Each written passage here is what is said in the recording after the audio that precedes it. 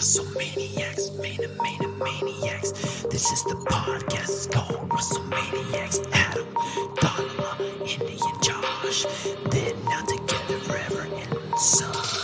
WrestleManiacs. This is the podcast, it's called WrestleManiacs. WWE, AEW, TNA, JPW. WrestleManiacs. And good evening, WrestleManiacs guys and gals. Tonight we have a review of NXT for April the 16th, 2024.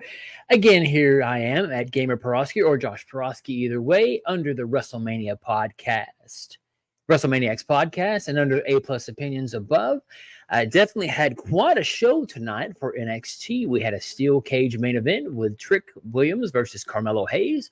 We had the return of the Dawn to NXT, and, kind of a couple of mismatches tonight, I've got to admit, and we'll kind of jump into that. But definitely welcome this evening for the NXT review post-WrestleMania week last week. Again, this show kind of started out tonight with a banger, an unexpected banger, to be honest with you. We actually had kind of a backstage show as the hype of NXT, showing the crowd coming in earlier that day, letting you guys know that NXT is hot and ready to go 1 week prior to spring break and next week, for the next 2 weeks, I should say. So we actually started out tonight with a match that I was a little surprised by. We had Noam Dar versus Dijak. And, folks, I got to say, this match was quite a spectacle. At first, I was really expecting Dijak to kind of just get a quick win, boot to the face. Noam Dar goes to the back, basically building up Dijak after losing in that triple threat. Even though, again, in commentary, they mentioned he never did take the pin for the triple threat match with Josh Briggs and Oma Femi back at Stand and Deliver. But this match was quite a spectacle. And I say spectacle because I really did not expect Noam Dar to really get much offense here. But we had a pretty good back and forth match. Shockingly, I would say that this was a step in the right direction. At first, I kind of thought, Dijak's kind of lost. He really hasn't won the NXT North American Championship, as I believe Donna and others pointed out, that he has challenged for that title for so many different occasions. So we definitely have quite a show from him in a showcase match. So anyways, to get along with it, we actually had a shocking victory here from Noam Dar with the distraction thanks to Ora Mensah. So we actually had Noam Dar actually defeat Dijak. Now, two things I'm thinking here in my mind.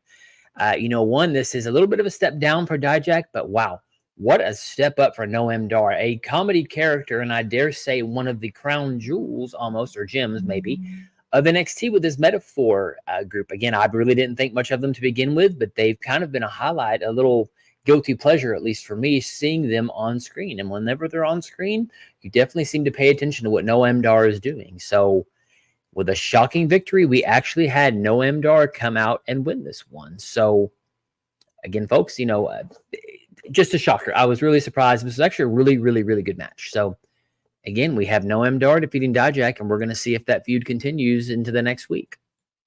So what we have next after that is actually a backstage shot with Ava Raine sitting at her desk, and enter our NXT champion, Ilya Dragunov.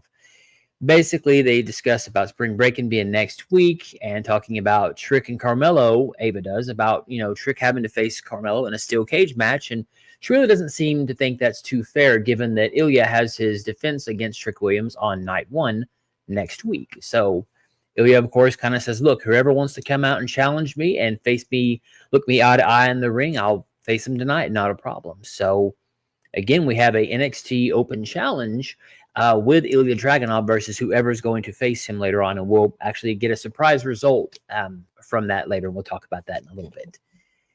The next match we have is actually Lola Vice versus Sol Ruca. This match, I should say, we actually had Lola Vice come out, hit a commercial break, but prior to this, we actually got a promo from Tatum Paxley. Now, this was a pretty interesting promo. This is before the match, of course, before the match actually begins, listed below. Basically, the idea that Tatum Paxley really wasn't technically ever obsessed with Lyra Valkyria is what it sounded like to me. It sounded like as long as whoever was NXT champion, the obsession with Tatum Paxley is the NXT championship. So whether it was Charlotte, whether it was Roxanne Perez, whether it was, you name any of the other NXT women's champions, it really was the championship that she was obsessed with. And Lyra just really happened to be the one. And, she thought she was friends with her. She tried her best to keep her as champion. And when she lost, it broke her heart because after that, Lyra meant nothing to her. She literally was just kind of a person who was holding the championship and basically said, look, she wasn't ever really liked as a kid. She wasn't played with by the other popular kids. And now it seems that Roxanne Perez is the popular kid. And according to Tatum Paxley, she ain't having that. So we're actually going to probably have a shot, believe it or not. And this will go into something later. Tatum Paxley and Lyra Valkyria's match next week on Spring Break, and then we'll get into that a little bit later. But definitely a really cool promo with Tatum Paxley and kind of finally explaining kind of what her obsession was really the championship and whoever was champion versus really Lyra, it seemed like. So again, getting after this promo, we have the match with Lola Vice versus Sol Ruca. And we actually have Lola Vice win this match with interference from Blair Davenport. This match was all right. Again, it served its purpose for setting up two different feuds. We have Lola Vice later on setting up a match with Blair Davenport next week in a no DQ match. And we actually had Natalya at the end of this match actually challenge Vice, and for the first time ever, for a women's NXT Underground match. Now, for those who are not familiar, basically back in the pandemic era, to be different and because we needed entertainment, there was something called Raw Underground. The idea basically was that we would have a ring with no ropes, basically a shoot fight. And so we're actually going to have a shoot fight next week in 2 weeks, we will have a shoot fight between Natalya and Lola Vice. But what we will have next week is a contract signing between them two, setting up that match. So again, Vice wins from interference from Blair Davenport. Again, pretty good match. Again, served its purpose, I should say. So then we next actually go backstage from Twitter from the NXT Anonymous account that we've been seeing over the past, I dare say, year and a half, basically showing Ridge talking to Ava, basically just kind of apologizing for what's been going on, how he's been acting, things like that. And we actually have Joaquin Wilde walk in and basically say, man, stop lying, stop acting like you're not doing this on purpose. Basically, we see Ridge lose his temper, basically pick up Wilde, put him up against the wall. Ava saying, stop, stop, stop, stop, and Ridge storming off, and Ava asking Joaquin if he's okay. So kind of a little bit more aggressive for Ridge Holland. Again, this character has been a little different. It's been kind of back and forth, I would say. But I do like that they're continuing this sort of setup. So it's pretty interesting to see that. Then we get a promo from Ariana Grace, basically just talking about how she's going to meet Gigi Dolan at this park, essentially saying, look, Gigi, we're going to go shopping. You can't be wearing black all the time. That's too dark. We're going to make you a pageant queen. Basically just setting up for another promo later on saying they're going to go shopping this week in order to make Gigi Dolan, or Georgina, as she calls her, the NXT pageant queen. So pretty interesting thing. I'm liking the character development between them two. And again, it'd be curious to see if Gigi doesn't embrace this character or the new pageant thing, when even though we would expect her to be the opposite. So again, we'll see how that plays out. What we have next actually is Ridge Holland versus Joaquin Wilde. This match was pretty good. Started out pretty strong. We had a lot of flips and dives to the outside with Joaquin Wilde, of course, athletic as he is. Ridge Holland kind of being the brute, being the brawler, really, as we've seen in the Bruce with Sheamus and at that time Butch. Again, fair match. Ridge Holland wins, but what was interesting, as I thought, is that as Ridge won, he walks away from the ring, basically looking at his hands saying, wow, what have I done? I've basically beaten this guy up. And we see Shawn Spears actually sitting there just kind of smiling as he walks off, and that's mainly it for that. So I'll be curious to see kind of what the setup is with Shawn Spears. Maybe is he targeting the LWO member? Is it maybe going to be a tag team with Ridge Holland? Again, I don't really know what the plan is with Shawn Spears. He's kind of been kind of a chaos element, seems like, just kind of, I don't want to say randomly attacking everybody, but there's a bit random, I would say. So not too bad, but again, it's, Ridge Holland versus Joaquin Wilde. So decent enough match. What we actually had next from there is a backstage segment with Josh Briggs basically talking to the doctor, and the doctor talking about, hey, look, you got broken ribs, from the match at Stand and Deliver. You need to kind of take it easy, take a rest. And Josh Briggs saying, all right, that's fine. And then Ivar, actually from Raw, in no garments, no makeup, anything like that, basically running up and saying, look, kid, when I win the North American title from Obafemi, whenever he challenges for it, you're going to be the first one that gets the shot. And funnily enough, Josh Briggs tells him, look, Ivar, go back to Raw, lose to Sheamus again, as we talked about last night, that basically Ivar was beaten pretty clean by Sheamus without any real offense, I would say. That, of course, leads to Ivar saying, look, how about you and I fight and determine who's really going to fight Obafemi for the NXT North American Championship. So, pretty decent setup. Again, it's going to be a meat match, I think, as Dalla would call it. Two big guys basically just going at it and fighting for a shot at the NXT North American Championship. So, not too bad. We then go to this promo by Brinley Reese, basically working out with Malik Blade and Edgerson Ofe. Again, her character just, again, seems kind of, I don't want to say random, but I don't really get the character yet. Again, I know that she's kind of pumping them up, essentially, but I still really haven't seen much of character development from Brinley Reese. So, I don't want to say a throwaway. I'm sure there's parts to it, but I don't know. It was kind of a weird, random, like, oh, here's Brinley Reese. Again, it would set up for a tag team match later on, but again, I thought it was just odd just having her have a Twitter thing. We then show a preview of the whole entire D'Angelo family in the back, walking in, about to come out and tell us and address the crowd after his loss against Ilya Dragunov at Spring Breaking at Stand and Deliver a couple of weeks ago. So we had that. We then get another backstage segment with Mr. Chase and Thea Hale. Basically, they talk about last week's accusations from JC Jane, basically saying, look, Thea Hale asked him, was she telling the truth? Was she lying? Mr. Chase says no. Basically, he had everything under control, or so he thought. He really thought she could beat Tiffany Stratton for the NXT Championship back at the Great American Bash. And she was like, well, look, why the towel? And basically, Mr. Chase said, look, I don't want to see you suffer. I wanted you just to be okay. Of course, Thea Hale, that hits her heart, and she just hugs Mr. Chase and says, why didn't you tell me, basically, I understand where your heart is. And Mr. Chase basically says, I'm always going to support you, Thea, no matter what. So a good little segment for them to come back together, for the doubt to be gone, at least as far as we know. So a good little backstage segment.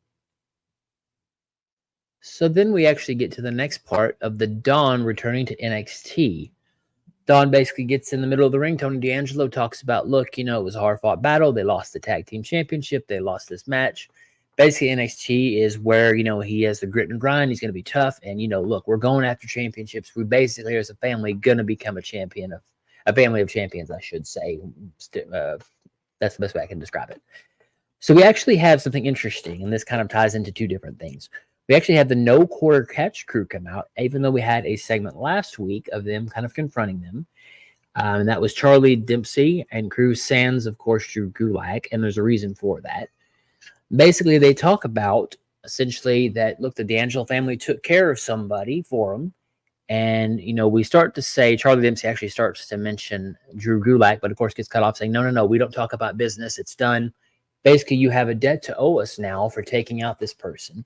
Drew Gulak, of course, as we know, if you've been reading on the dirt sheets, essentially has been, I don't want to say suspended, but removed from TV due to accusation from Ronda Rousey for some inappropriate actions. Again, if you read it, really basically touched her drawstring or something to that degree. But storyline-wise, that's kind of the way of getting rid of Drew Gulak, and the No Quarter Catch crew is essentially having the D'Angelo family taking him out. And now it's time for the No Quarter Catch crew to pay up. Basically, they said they're not going to do it. Basically calls Tony D'Angelo a two-bit gangster in wrestling boots. And basically said, well, I wasn't, you didn't mind using my help at that time. So basically, D'Angelo says, look, we can either do this the easy way, the hard way. You can pay, or you can pay in a different way. And he says, that NXT Heritage Cup looks pretty nice. And he's like, no, you're never going to have this, Charlie Dempsey tells him. So we get into a little Pier 6 brawl between No Quarter Catch crew and the D'Angelo family, with the D'Angelo family actually throwing out the No Quarter Catch crew as we head to commercial. So I imagine we'll probably be getting a match, probably at Spring Breaking, and we actually get that announced later on in a 6-man tag team match between the No Quarter Catch crew and the family on night 1 of Spring Breaking next week. So that'll be a pretty good match as well. So we actually get we get Ilya Dragunov coming out while the NXT roster basically runs into the ring, basically trying to essentially decide who is going to be the person who is going to face him, essentially. And so what we actually end up having is the newcomer, the 19-year-old sensation, Ilya Dragunov versus Javon Evans.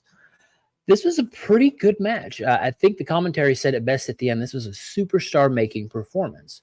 Literally had Ilya Dragunov on the ropes, had a couple of close counts. Again, you can imagine Javon Evans had a bunch of, oh goodness, different flips, different type of things. Oh, hey, Dadala. Hey, thanks for following along tonight. Anyways, again, back to that. We got a great match between them two. Again, pretty short. Ending was basically Ilya Dragunov winning by hitting the, I believe it was called the Russian Bullet. I think that's the name of it. Hitting his finisher and basically defeating Javon Evans, but picking him up after, shaking his hands. This really was a pretty good match. And I say good match for a young 19-year-old kid basically getting put over. I mean, this is the best way you're going to put over a young talent, going toe-to-toe with the champion. I mean, getting almost a 3 count at least a couple of times. But again, Ilya Dragunov, of course, does win here. But again, this match was pretty good. I was pleasantly surprised tonight at that match. So after this, we get a interview backstage with Kelly Kincaid, basically talking about the NXT Women's Underground match. And then Lola Vice comes in and basically says, look, Natalia's not going to be able to handle this heat. Essentially, basically saying, wait until you see who's going to be in my corner at the contract signing. So we're going to have Natalya with Kelly Kincaid in her corner, I believe. Again, it's going to be pretty good. That'll be a really interesting match, especially for our first time NXT Women's Underground shoot fight, if you want to really call it that. So it's pretty good. We then get a entrance from Thea Hale, and we go to a backstage segment with Ava Raine and Sol Ruka. Basically says she wants Blair Davenport no matter what, and actually gets granted that match next week at Spring Break-In. It will be Sol Ruka versus Blair Davenport in a no disqualification match. So should be a pretty good match between them two. They've been kind of feuding for a little bit here, interfering in one another's matches. And yeah, it's going to be a pretty neat show next week. So going back, we have Tatum Paxley coming in, and we actually have the match between Thea Hale and Tatum Paxley. Pretty decent match between the two. Thea Hale, of course, has her fire. Tatum Paxley is trying her best to kind of show that she's a contender, essentially, and show kind of Lyra what she could expect next week at Spring Break-In, or so we thought at that time. Pretty good match. Again, we have Tatum Paxley actually picking up the win when JC Jane and crew actually interfere and cost Thea Hale the match. So again, we continue with this feud between Thea Hale and JC Jane, Chase U versus the Mean Girls, I believe NXT is what they're called. So pretty good match. Again, serviceable enough for the feuds to continue, especially with Thea Hale and JC Jane. And it makes me really want to see their matches. They're built up. So again, hopefully we'll get some sort of resolution to that feud. Excuse me. So the next thing we actually have is an interview, with Roxanne Perez, NXT champion, basically saying, look, she's glad that Paxley finally turned on her girlfriend, which I was really surprised they actually said that. But basically saying that she turned on her girlfriend, Lyra Valkyria, and can't wait to see who she's going to face when them two face off to determine who's going to actually be her challenger. Well, so she thought. And then enter Ava Raine to basically say, look, it's not going to work that way. We're actually going to have a triple threat match for the NXT Women's Champion. You're going to defend not only against Lyra Valkyria, but also Tatum Paxley. And of course, as you can imagine, Roxanne Perez was beside herself at this announcement. So we're going to have a triple threat, and we're really going to see kind of how that plays into it. Will Roxanne retain her NXT Championship? Will Tatum Paxley finally reach that goal of actually getting the popular girl to lose the title and she being the popular one with the title? Or will Lyra actually get her revenge on both and retain her NXT championship? Or I'm sorry, win the NXT championship again, excuse me. So should be a pretty good match. I'm actually really excited to see this. So the next match we get coming out of this is actually the Authors of Pain with the Final Testament, Paul Ellering, Scarlett, and Karrion Kross versus Edris Enofe and Malik Blade. Look, you've seen an AOP match. You've seen them one. You've seen them all. I mean, best way I could say it's kind of like the modern day Road Warriors, basically domination, double power bomb, pin 1, 2, 3. This match was literally just a showcase for the Authors of Pain and the Final Testament to basically show their dominance. So again, not too much from this beyond just Authors of Pain being put over as monsters as they were back in the day, and they still are, I would dare say, not in comparison to the modern day Road Warriors, but the way they're presented on television basically is we dominate and we win all the time. So except for WrestleMania, go figure on that. But again, pretty decent match. Again, if you've seen one of them, you've seen them all. So what we next to go to is actually Ariana Grace and Gigi Dolan at the dress shop. Basically, Gigi saying, look, you know, I've got to get these dresses, blah, blah, blah, blah. And we actually have Ariana Grace say, hey, do you guys, you know, take credit cards with like 4 or 5, 6 different credit cards, smiling, almost went on a little couple seconds too long, basically kind of setting up that next week we'll probably see how Ariana Grace is done getting Gigi kind of into that NXT pageant girl setup. So decent enough feud. Again, like I said, it got 2 segments this time on NXT. So I definitely think they're going to be building to something here, whether it'll be at Spring Breaking or the next in PLE, I'm not sure, but definitely looking forward to it. Definitely looking to see kind of how she's going to make an NXT pageant girl out of the Gothic warrior, I call her, Gigi Dolan. So again, pretty neat. So from earlier, we actually get the next meat match, as Donna would like to call it, Ivar versus Josh Briggs. Josh Briggs comes out with his ribs taped up as well as his elbow in kind of a brace. I wonder if there's kind of another injury there. You know, this was a pretty good hard-hitting match, I've got to say, for 2 big men. I mean, Ivar showed his athleticism, doing his cartwheels, watching out and dodging Josh Briggs. Josh Briggs being impressive, of course, and, you know, picking up Ivar. Ivar basically doing a spinning slam to Josh Briggs, which is pretty impressive given how tall they are. You know, again, Josh Briggs is starting to grow on me. I really didn't think much of him back in his NXT, Tough Enough days. I thought maybe he'd be all right. And even with his Fallon Henley team, I thought they're okay, serviceable. But really, he's starting to step into his own. I'm definitely starting to dig him. And I think Ivar, this match, actually, he won this match with a Doom Salt on Josh Briggs. So he will be challenging Obafemi for the NXT North American champion, at least from what the prior setup was, from my understanding. But what a great match. I mean, Ivar definitely is, I think, one of those hidden big men that really can move like a cruiserweight. Watching him move in the ring and do his spin kicks, do his Doom Salts, all that sort of stuff for his size is just amazing. And Josh Briggs, again, kudos to him, a big man and be able to move like a cruiserweight. So, again, Ivar won this match. And what we go backstage to is Obafemi standing watching this match throughout, and at the end, they come up to him and say, what do you think? And his only one word is, interesting. But we have a little bit of continuity from Stand and Deliver. As the camera pans, you hear kind of a thud as he's leaving, and you see Ora Mensah again has been knocked down by Obafemi going through a door. Not again. So I'm curious as to where this is leading. I wonder if it's going to be, I can't imagine Ora Mensah winning the NXT North American Championship, but look, I would have never thought Noam Dar would have ever had a chance to beat Dijak, especially, I dare say so convincingly, but even with interference, I still would never have expected that. I would have never bet that on my 2024 crystal ball card. So interesting kind of build here. I'm curious to see where this is going, especially with Metaphor having now 2 feuds, one versus Dijak with Noam Dar, and this kind of continual Ora Mensah versus potential Obafemi match. Or I don't know. Again, it's something that I do like the continuity for sure. So after this, we get actually a breakdown of kind of the matches for next week. So again, as mentioned, we have the triple threat match for the NXT Women's Championship between Lyra Valkyria, Roxanne Perez, and Tatum Paxley. Again, we'll also get Sol Ruka versus Blair Davenport in a no DQ match. A 6-man tag match with the D'Angelo family versus the No Quarter Catch Crew. And the contract signing for the NXT Women's Underground match between Lola, Vice, and Natalya. And shockingly to me, we're actually getting the NXT Championship match next week on week 1 of Spring Breakin' with Trick Williams versus Ilya Dragunov. So that'll be a pretty heck of a show. That'll be a really good show. So definitely tune in next week so we can review that too.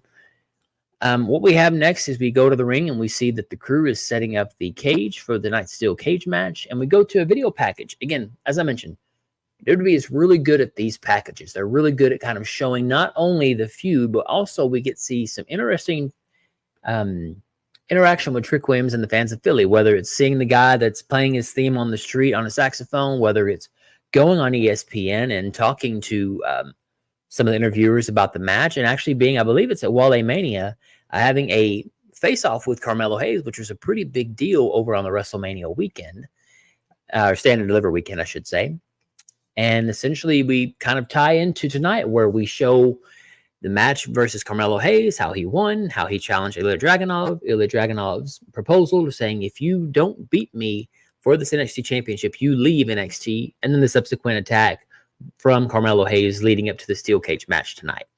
So, again, great package. Again, if you didn't see anything the last couple weeks, this is the best way to catch you up on their friendship, kind of what's been going on, and why we're having a steel cage match tonight. So, again, kudos to WWE for telling us what's happening. And so prior to the match, we actually have an interview with Carmelo Hayes, basically saying, look, Trick, I gave you everything that you have, and now I'm coming tonight, and I'm going to take everything from you. As we see him walk with security to the ring. Again, that continuation of following the cameraman from the interviewer backstage up to the ring. So I love the continuity. I think it's a really neat thing to see. And of course, we have Trick Williams come out right after. Again, whoop that Trick. The crowd is totally into this match. Definitely seeing quite a barn burner, we hope, of a cage match. So speaking of this cage match, I can't say I was thoroughly impressed by it. It kind of seemed more of a, I want to say maybe a additional win for Trick Williams in his category. I can't really say this was a blood feud that I expected. I really expected blood. I expected more brutality. Best way I can say is really the highlights of the match was this. Carmelo Hayes pulls out a billy club, basically beats on Trick while saying, whoop that Trick, whips up on him a little bit. Near the end of the match, we have Carmelo Hayes' security actually try to come in and help Carmelo win. Trick Williams disposes of all of them. Literally, you see Carmelo Hayes have a chair in his hand, going to hit Trick Williams. Trick Williams hits his Trick knee, busting the chair into Carmelo Hayes' face, getting the 1, 2, 3. And your victor for tonight was Trick Williams. Again, I can't say this felt like a cage match. This really felt almost like a just, hey, look, Trick is going to have momentum going into the match next week. I would hope Carmelo Hayes maybe does something nefarious next week or it turns into triple threat. I don't know. But this cage match, I really was underwhelmed by it. I mean, once I saw 15 minutes left on the showtime, I thought, well, we're not going to really get too much. And unfortunately, I was right. This match was serviceable, but I can't tell you that I was totally into it, essentially. And yes, Donna, going back to your quote, yeah, squash match basically with AOP for sure. And I dare almost say, I hate to say it, I'd almost say this was close to a squash match for Trick Williams too, because really we got some offense from Carmelo Hayes, but the entire time, really, I never felt Carmelo Hayes was going to get his revenge or get a comeuppance back onto Trick Williams. So, guys, that's it for NXT. Again, we had some pretty good matches tonight. And again, spring breaking is next week. And I think I might have a special guest joining me next week. Definitely tune in to see, because I think this gal is definitely one that we're going to love seeing next week review NXT spring breaking. So for those of you who know, you know. And if those of you don't, tune in to find out who my special guest is to help me review NXT spring breaking in the next couple of weeks. Hint, hint, she's got a channel called Rangers of Wrestling that you definitely want to follow. And follow her at Dotala_ on Twitter or X. You can follow me at Gamer Peroski on Twitter as well. And you also can follow A Plus Hero Report at A Plus Opinions on Twitter as well. So for tonight, again, thanks all for joining WrestleManiacs for this NXT review. Can't wait to see you guys on Friday night for the Friday Night SmackDown review. And again, watch me for Raw, SmackDown, and NXT. And wonder who your special guest is, Donald. I don't know. You didn't know Adam was going to help? Yes, that must have been it. So again, for me, for Donald, for Adam, for the WrestleManiacs podcast, for A Plus Hero Report. See you guys later. Have a good night. Have a good evening. And definitely can't wait to see you guys on Friday Night SmackDown. See ya.